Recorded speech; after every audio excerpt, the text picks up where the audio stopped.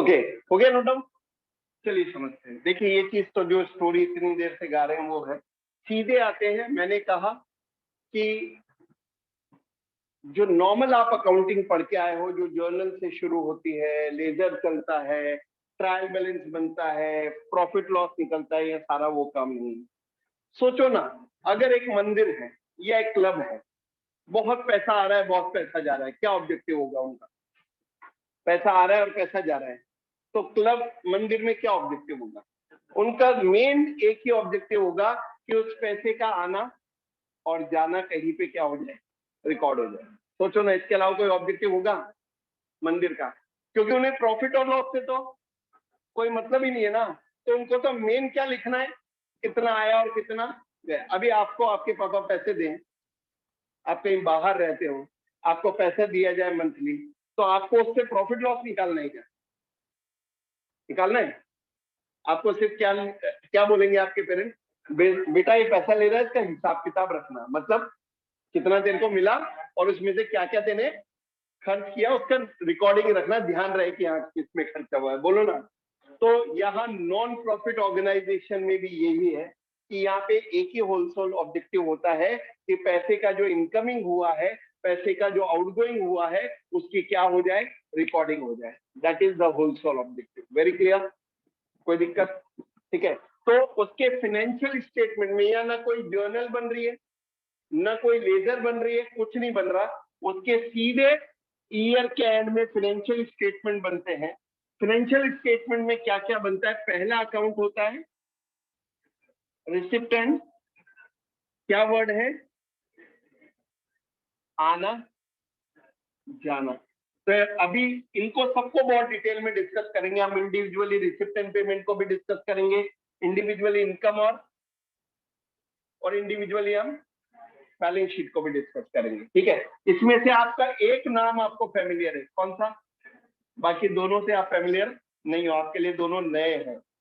ठीक है। तो शॉर्ट में बता देता हूं। देखिए, एनपीओ है, मोटिव है service to the society, service to their member. तो इनकी इनकम क्या होगी? सेल होगी क्या इनकी इनकम? क्या ये कोई प्रोडक्ट सेल करते हैं? क्या ये अपनी सर्विसेज सेल कर रहे हैं? बोलो ना। नॉन प्रॉफिट ऑर्गेनाइजेशन ना तो कोई प्रोडक्ट सेल कर रहे हैं, ना कोई सर्विसेज सेल कर रहे हैं। वो तो समाज सेवा का काम कर रहे हैं, अपने मेंबर के लिए काम कर रहे हैं क्या? तो ये भी आगे इस टॉपिक में आएगा कि नॉन प्रॉफिट ऑर्गेनाइजेशन की इनकम्स कौन कौन सी होती है और एक्सपेंडिचर कौन कौन सी होती है। लेकिन उनको सबको रिकॉर्ड करने के लिए पहला अकाउंट बनाया रिसिप्ट एंड पेमेंट। इसमें वर्ड आ रहा है रिसिप्ट और पेमेंट। तो अगर मैं शॉर्ट में बोलूं तो it is just like cash book. ये कैश बुक की कॉपी। अब कैश बुक बनाना सीखा है क्या आपने? तो उसी कैश बुक का नाम चेंज कर दिया। क्या बना दिया? जरा ध्यान से सोचना। आपने बनाई है क्या कैश बुक?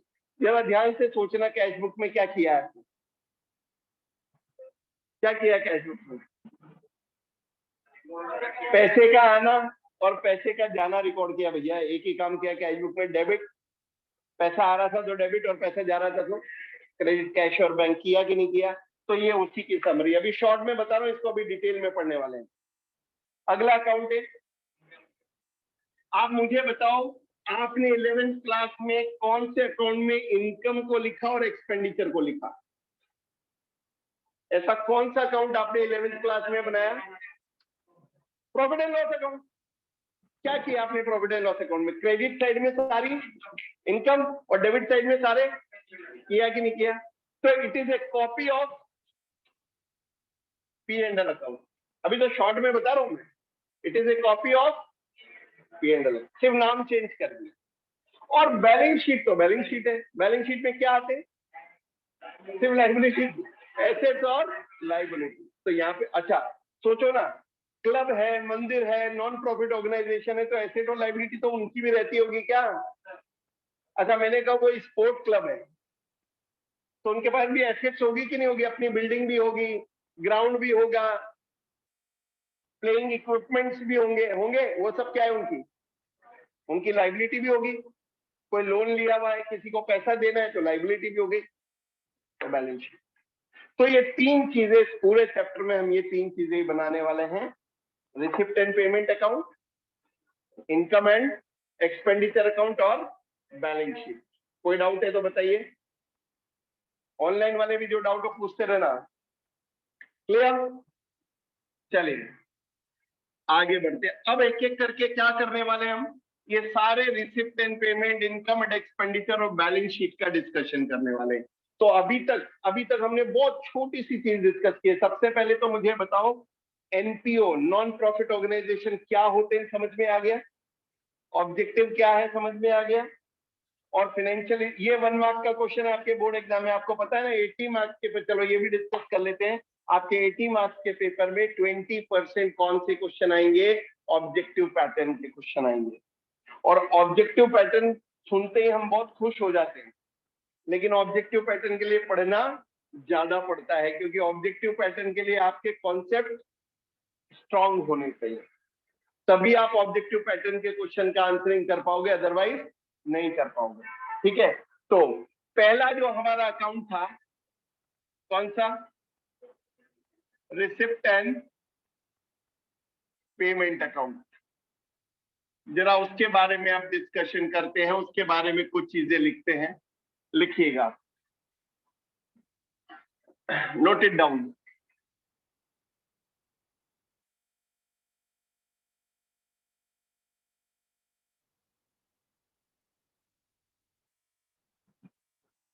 एक मिनट,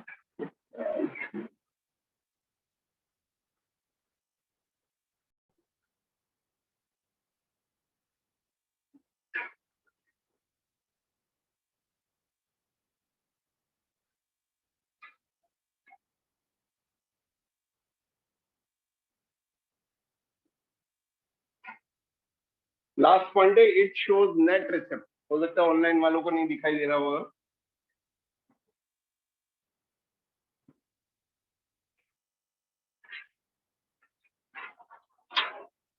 हो गया नोट डाउन? लिखो लिखो, फटाफट लिखो।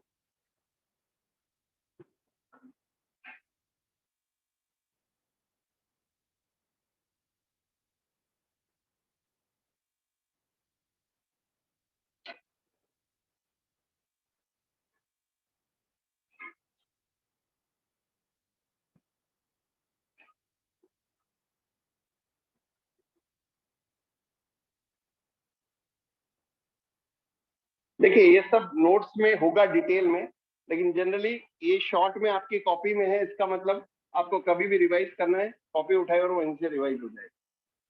ठीक है, इसलिए शॉर्ट नोट्स जनरली मैं देता हूँ, ताकि आपको ना शीट खोलने की जरूरत है ना बुक खोलने की जरूरत है। आपको कभी भी एग्जाम के लिए, टेस्ट के लिए रिवाइज करना हो, इससे रिवाइज कर, इसीलिए शॉर्ट में लिख दिया हमने। ठीक है, चलिए क्या है समझे? हो गया नोट डाउन एवरीवन?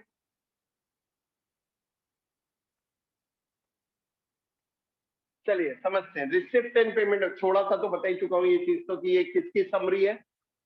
मतलब आप ये मान लो कैश बुक की कॉपी है, मतलब रिसिप्ट एंड पेमेंट आप बना रहे हो तो कुछ नहीं कर रहे, आप क्या बना रहे हो? कैश। सिर्फ फर्क क्या है सुनिएगा, कैश बुक आपने जब पढ़ी है तो 2 कॉलम कैश बुक भी पढ़ी है क्या? जिसमें अमाउंट के कितने कॉलम होते हैं?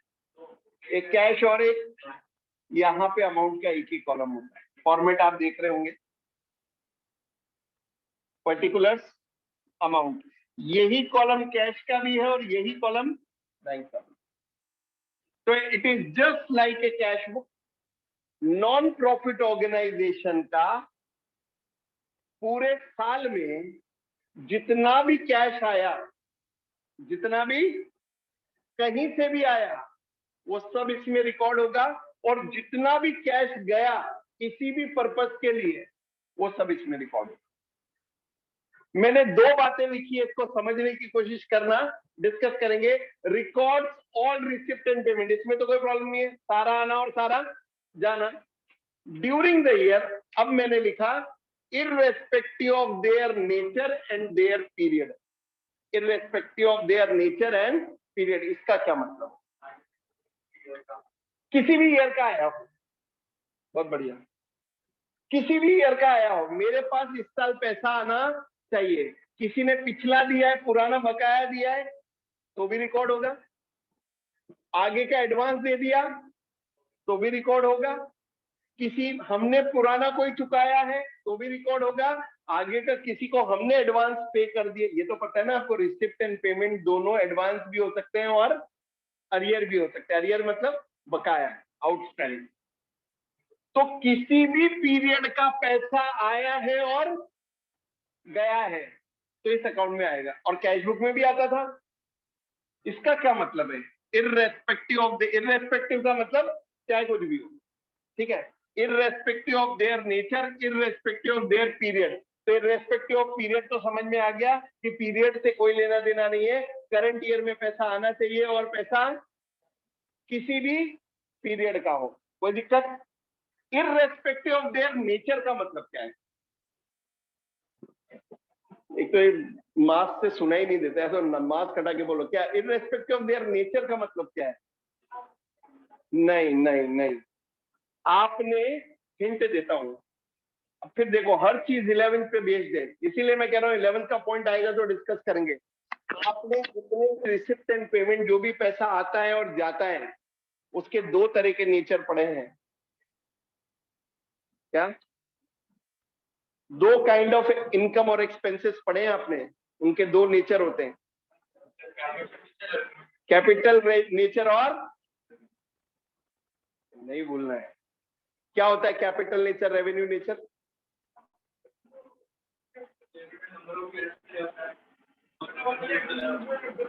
जो एसेट से रिलेटेड होती है वो कैपिटल नेचर, खर्चा किया हमने एसेट्स में, वो हमारा कौन सा एक्सपेंडिचर है? Capital expenditure. जो बिजनेस का डे टू डे पार्ट है वो क्या है? Revenue nature. मैं चलो अपने ऊपर लेके बताता हूं, मेरा इंस्टीट्यूट है, ठीक है, मैं इलेक्ट्रिसिटी का बिल पे करूंगा, इंटरनेट के चार्जेस पे करूंगा, क्लीनिंग का पैसा दूंगा, अपने टीचर्स को सैलरी दूंगा, ये सब मेरा क्या है? Revenue nature. जो डे टू डे एक्टिविटी से रिलेटेड होता है, पैसा आना या जाना, आपसे जो फीस आएगी वो सब क्या है मेरे लिए? रेवेन्यू नेचर, क्योंकि वो मेरी डे टू डे, ये वर्ड याद रखिए जिनके कॉन्सेप्ट वीक है, रेवेन्यू नेचर मतलब डे टू डे एक्टिविटी।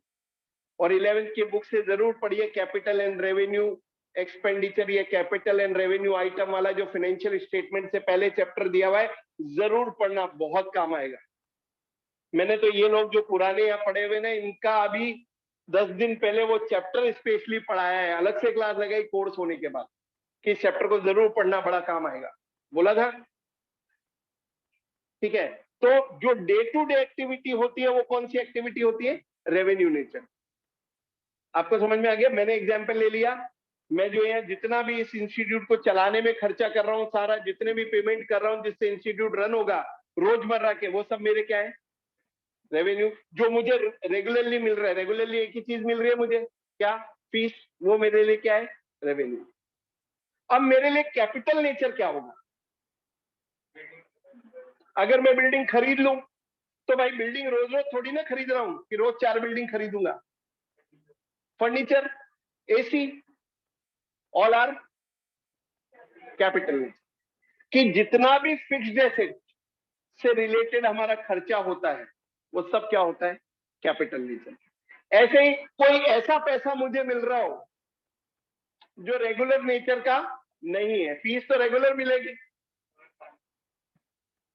नहीं, पूरे साल की एक साथ मिल गई, वो भी मेरे लिए रेवेन्यू है, क्योंकि वो एक साल की तो है। सेल ऑफ एसेट, बिल्कुल सही है, कि भाई मैंने उठा के अपना कोई पुराना फर्नीचर बेच दिया, अपनी पुरानी गाड़ी बेच दी, क्या वो मेरा मेरा मेन बिजनेस है? क्या वो मेरा मेन काम क्या है? टीचिंग। तो टीचिंग से जो मुझे पैसा मिलेगा वो रेवेन्यू। लेकिन उसके अलावा मैंने कोई काम किया, मैंने किसी से लोन ले लिया, लोन ले लिया तो पैसा तो आया ना, बोलो ना। लेकिन क्या मेरा काम है क्या लोन लेना? रोज लोन लूंगा क्या? चलो लोन ले, ऐसा है? चलो बिल्डिंग बेचे, ऐसा है? ऐसा नहीं है। तो वो कौन से नेचर का है? Capital nature. तो इसलिए ये वर्ड बहुत समझना जरूरी है कि रिसिप्ट एंड पेमेंट एक ऐसा अकाउंट है जिसमें कोई भी पैसा आए, कोई भी पैसा जाए, चाहे वो किसी भी पीरियड का हो, कभी से भी रिलेटेड हो, चाहे उसका नेचर कोई भी हो, रेवेन्यू हो या कैपिटल हो, रिसिप्ट एंड पेमेंट में आएगा। और 1 मार्क का क्वेश्चन है, फिर से साथ में बताता जाऊंगा आपको। 1 मार्क का क्वेश्चन है, on what basis on receipt and payment account is prepared. और बेटा एक बात समझ लेना है ना, सब लोग जो पढ़े हुए यहाँ पे और जो नहीं भी, कोई भी बेसिक कॉन्सेप्ट में वीकनेस है ना, टेंशन मत लेना, अपन सबको डिस्कस करेंगे। कोई चीज क्लास में समझ में नहीं आई तो क्लास के बाद आ जाओ मेरे पास और पूछो कि सर ये चीज मेरे को कमजोर, मेरा वीक है, आप बता दो, मैं दूसरे दिन उसे क्लास में डिस्कस कर लूंगा, डजंट मैटर। टेंशन नहीं लेनी, अपने को समझना है, क्योंकि ये होगा। अभी देखो एक और चीज पूछने वाला हूं, क्योंकि हर चीज 11 से रिलेटेड तो आएगी। अब मैं ये कहूं कि नहीं भैया 12th पूरा नया है, 11th का कोई रोल नहीं है, तो बिजनेस स्टडीज में ऐसा हो जाएगा, थोड़ा बहुत इकोनॉमिक्स में हो जाएगा, इंग्लिश में हो जाएगा, लेकिन अकाउंटेंसी में नहीं होगा। फिर से एक वर्ड आ रहा है, it is prepared on, 1 mark का क्वेश्चन है बोर्ड में, on what basis receipt and payment account is prepared, on what. अब आपने एक चैप्टर, एक पूरा टॉपिक पढ़ा 11th क्लास में, बेसिस ऑफ अकाउंटिंग पढ़ा है आपने। ये पढ़ा है क्या कैश बेसिस? एक और पढ़ा होगा अक्रूवल बेसिस, पढ़ा है क्या? क्या होता है कैश बेसिस, कौन बोलेगा?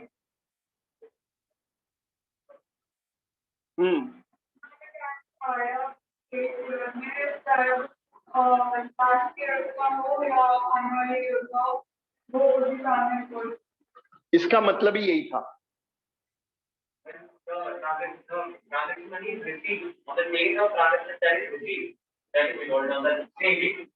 आना और जाना, मतलब कैश बेसिस, मतलब अपन कहते हैं ना, लोग मनी माइंडेड है कि भैया कैश बेसिस मतलब सिर्फ एक चीज को देखेंगे, कितना आया और कितना गया। जब भी कैश आया रिकॉर्ड होगा और जब भी कैश गया रिकॉर्ड होगा।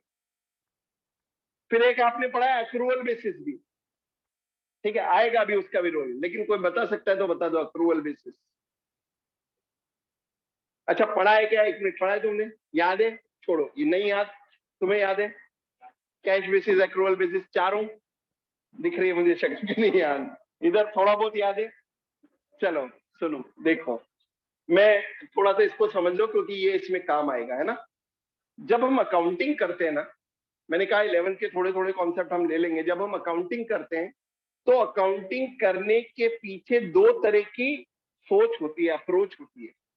होता है ना, हम बोलते हैं ना यार तेरी मेंटेलिटी कैसी है, ऐसा बोलते हैं क्या किसी को? तेरी मेंटेलिटी खराब है, सोच ही खराब है। तो अकाउंटिंग में भी 2 तरह की सोच होती है। अकाउंटिंग करनी है, चलो मैं तो बात करता हूँ मेरे बिजनेस की, बात करता हूँ मेरी क्लासेस। मेरे को अकाउंटिंग करनी है, मेरे लिए अकाउंटिंग का ऑब्जेक्टिव क्या है पहले तो ये बताओ। मैं अपनी क्लासेस की बात कर रहा हूँ, मैं साइनास कॉमर्स क्लासेस की अकाउंटिंग कर रहा हूँ। What is my objective? कि एट द एंड कि पूरे साल जो मैंने काम किया, जो क्लासेस रन की, उससे मुझे कितना प्रॉफिट हुआ या लॉस, यही है क्या ऑब्जेक्टिव? अब 2 तरीके से मैं रिकॉर्डिंग कर सकता हूँ। क्या कि या तो मैं किसको अडॉप्ट कर लूं, मेरा माइंडसेट कौन सा वाला बना लूं? भाई देखो प्रॉफिट लॉस निकालने का तो एक ही फॉर्मूला है, क्या? इनकम माइनस एक्सपेंसेस, यही फॉर्मूला है क्या? तो अब मुझे प्रॉफिट लॉस निकालने के लिए क्या क्या चाहिए? इनकम, और क्या चाहिए? एक्सपेंसेस, ठीक है। तो मैंने मेरा माइंडसेट, मेरी सोच कौन सी वाली बना ली? Cash basis. Cash basis of accounting क्या कहता है कि जितना बिजनेस में पैसा आ गया, कैश आ गया, उसको अपनी इनकम मानो, सिर्फ कैश को रिकॉर्ड करो, और जितना चला गया उसको रिकॉर्ड करो। मान लीजिए मुझे एक साल में 50 लाख की फीस मिल रही थी और मुझे 48 लाख की मिली। एक साल में कितनी फीस आनी चाहिए थी मेरे पास? 50 लाख, और मुझे कितनी मिली? तो मैं अपनी इनकम 50 लाख मानू या 48 लाख मानू? दो लोग, 2 जवाब आ रहे हैं, कोई बोल रहा है 48, कोई बोल रहा है 50। 50 किसने बोला? 2 लोगों ने। 48 किसने बोला? लॉजिक तो यही कहेगा ना कि सर की पॉकेट में कितना आया है, 48 आया है, तो सर की इनकम कितनी होनी चाहिए? वही समझा रहे। कैश बेसिस वाले क्या सोचेंगे, भैया जितना आ गया वो हमारी इनकम है और जितना हमने चुका दिया वो हमारा एक्सपेंडिचर है। Very clear. लेकिन ये अक्रूवल बेसिस क्या होता है? आप अकाउंटिंग कैश बेसिस से नहीं करके आए, आप अकाउंटिंग कौन से बेसिस से करके आए हो? अक्रूवल। अक्रूवल बेसिस क्या कहता है कि अगर आपको किसी भी बिजनेस का ट्रू प्रॉफिट लॉस निकालना है, अगर आपको किसी भी बिजनेस का सही प्रॉफिट लॉस निकालना है, तो उस बिजनेस की सारी इनकम लेनी पड़ेगी। क्या लेनी पड़ेगी? वेदर इट इज रिसीव्ड और सारे एक्सपेंडिचर लेने पड़ेंगे वेदर इट इज पेड और। तो फिर अगर अक्रूवल बेसिस से काउंटिंग करूंगा, मुझे एक साल में फीस मिलनी चाहिए थी 50 लाख, मिली 48 लाख, तो अक्रूवल बेसिस के हिसाब से मैं अपनी इनकम कितनी मानूंगा? 50 लाख।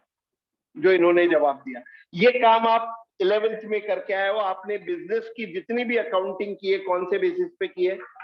और यही रीजन है कि आपने अक्रूड इनकम पढ़ा है। याद है क्या अक्रूड इनकम? ऐसी इनकम जो करंट ईयर की है लेकिन रिसीव, उसको इनकम में जाके क्या किया आपने? ऐड किया। किसकी वजह से? अक्रूवल बेसिस की वजह से। आपने आउटस्टैंडिंग एक्सपेंसेस पढ़ा है कि जो इस साल का खर्चा है लेकिन ईयर के एंड तक, तो क्या किया आपने उसे एक्सपेंडिचर में जाके? किसकी वजह से? अक्रूवल।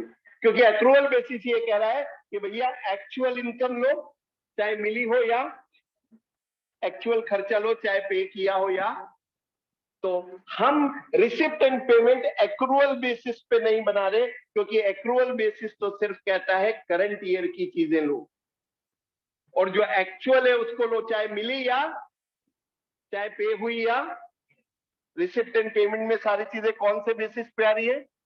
कैश बेसिस का मतलब यह है कि करंट ईयर में जितना आया उसको रिकॉर्ड करो, और करंट ईयर में जितना गया उसको रिकॉर्ड करो, चाहे वो करंट ईयर का हो, चाहे वो नेक्स्ट ईयर का हो, चाहे वो प्रीवियस ईयर का हो, कोई फर्क नहीं पड़ता। इसीलिए हमने कहा इररेस्पेक्टिव ऑफ पीरियड, चाहे वो कैपिटल नेचर का हो, चाहे वो रेवेन्यू नेचर का हो, पैसा आना चाहिए, किसी भी चीज से आया हो तो रिकॉर्ड होगा, और पैसा गया है किसी भी चीज से तो रिकॉर्ड होगा। उसको बोलते हैं क्या? तो ये 1 मार्क का क्वेश्चन है, याद रखिए। और क्योंकि क्योंकि ये अकाउंट किसको बताएगा? कैश और बैंक को। किसको दिखाओगे आप? यहाँ कैश और बैंक के बैलेंस को दिखाओगे क्या? तो ये भी 1 मार्क का क्वेश्चन है। कौन सा टाइप ऑफ अकाउंट है? Real account. ये सब 1 मार्क के क्वेश्चन है। Receipt and payment is a dash account. Receipt and payment is prepared on cash basis. अभी याद रहेगा, थोड़ा आया समझ में? कैश बेसिस क्या है? कि सिर्फ कैश का आना और जाना, एक्चुअल से कोई लेना देना नहीं है। जिस साल का हम बना रहे हैं उस साल का सिर्फ आना और जाना रिकॉर्ड होगा। Very clear? ठीक है, चलिए अब फॉर्मेट और डिस्कस कर लेते हैं, फिर 5 मिनट का ब्रेक लेंगे, फिर आगे कंटिन्यू करेंगे। चलिए, receipt and payment account for the year ending. Format कैसा होगा आप देख लीजिए। इसमें डेट का कॉलम नहीं होता है। क्यों नहीं होता? क्योंकि ये ईयर के एंड में, जो अकाउंट हमने ईयर के एंड में बनाया, कौन सा अकाउंट बनाया था आपने ईयर के एंड में? ट्रेडिंग एंड, क्या उसमें डेट का कॉलम डाला था? क्या लिखा था ऊपर? Trading and profit and loss account for the, क्योंकि वो एक पूरे साल के लिए बना रहे थे। तो यहाँ पे भी हम रिसिप्ट एंड पेमेंट पूरे साल के लिए बना रहे हैं, इसलिए receipt and payment account for the year ending, जो भी डेट होगी। Very clear? फॉर्मेट कैसा होगा? जैसा कैश बुक का फॉर्मेट होता है। सबसे पहले opening balance, to balance, brought down, asset है हमारी, डेबिट बैलेंस होगा क्या? जितनी रिसिप्ट आई सब डेबिट हो जाएगी। कैश बुक में भी यही करते थे, जितना पैसा आया सब डेबिट, और जितना गया वो सब क्रेडिट और बैलेंस। Very clear? कोई डाउट? इसीलिए हमने बोला कि रिसिप्ट एंड पेमेंट हमें क्या दिखाता है? Net receipt. What do you mean by net receipt? जितना आया माइनस जितना गया इक्वल्स टू नेट रिसिप्ट। याद रहेगा क्या? क्लियर? ठीक है, तो this is all about the receipt and payment account.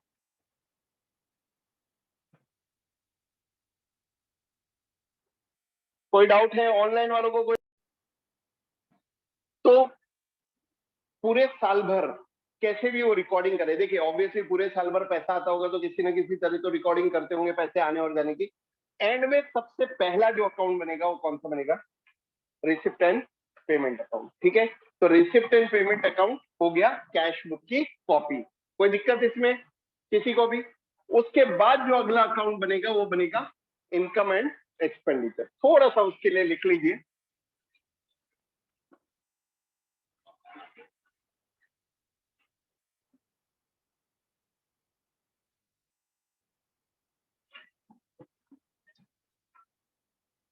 Income and expenditure account.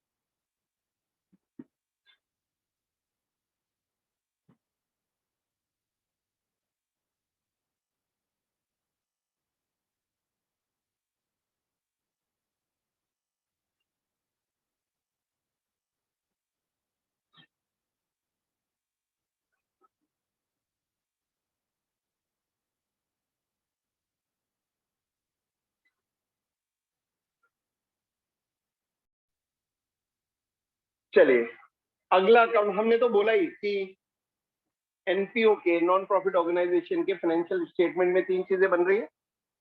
पहला रिसिप्ट एंड पेमेंट, क्या ऑब्जेक्टिव हो गया? आना और जाना रिकॉर्ड करना। दूसरा इनकम एंड एक्सपेंस। अब पहली लाइन ही कॉन्ट्राडिक्टरी लाइन है। मैंने पहली लाइन ही क्या लिखी है? इट इज जस्ट लाइक है। अब आप ये क्वेश्चन कर सकते हो क्या सर मजाक कर रहे हो? चैप्टर स्टार्ट किया तो आपने बोला कि मोटिव प्रॉफिट अर्न करना नहीं है और आप कह रहे हो it is just like a profit and loss account. हाँ हो जाता है। अरे भाई बहुत सीधी सी बात है, प्रॉफिट अर्न करना मोटिव नहीं है, सोशल सर्विस मोटिव है, अपने मेंबर्स के लिए काम करना मोटिव है। ठीक है, वो भगवान वाली ऑर्गेनाइजेशन मंदिर है तो भगवान की सेवा पूजा गुणगान करना मोटिव है क्या? लेकिन प्रॉफिट कमाना मोटिव तो नहीं है, बट प्रॉफिट हो तो सकता है। क्यों? प्रॉफिट का फॉर्मूला क्या है? Income minus. अब इस ऑर्गेनाइजेशन में इनकम भी हो रही है और खर्चा भी है, तो अगर इनकम ज्यादा हो गई और खर्चा कम हो गया तो प्रॉफिट होगा? बोलो ना। और खर्चा ज्यादा हो गया, इनकम कम रह गई तो? यहां उसका नाम चेंज कर दिया, प्रॉफिट को बोल दिया क्या? सरप्लस। लॉस को बोल दिया क्या? समझ में है? तो अब इसको समझते हैं। It is just like a profit and loss account, क्योंकि नॉन प्रॉफिट ऑर्गेनाइजेशन में भी तरह तरह की इनकम है। अब definitely they are not selling any product, बोला मैंने, they are not selling their services, तो फिर इनकम कहां से आएगी? तो वो डिस्कशन अभी बाकी है, वो आगे की क्लासेस में चलेगा। एक पूरी क्लास या शायद दो पूरी क्लास का डिस्कशन होगा कि ऐसी ऑर्गेनाइजेशन की इनकम क्या क्या होती है। अभी तो शुरुआत है चैप्टर की, बड़ा चैप्टर है। ठीक है, तो अब इनकी इनकम कहां से आती है वो तो बाद में देखेंगे, लेकिन इनकम है तो सही। हाँ शॉर्ट में समझ सकते हो, एक इनकम तो डोनेशन हो गई, ऐसी जितनी भी ऑर्गेनाइजेशन होती है उसकी एक मेन इनकम क्या होती है? आपने मंदिर के लिए भी यही बोला था, क्लब्स वगैरह भी सब डोनेशन से चलते हैं क्या? और भी बहुत सारी है, लेकिन अभी तो सिर्फ शॉर्ट में समझे। तो कहने का मतलब यह है ऐसी ऑर्गेनाइजेशन की इनकम भी है, और इन ऑर्गेनाइजेशन को चलाने में खर्चा भी हो रहा होगा।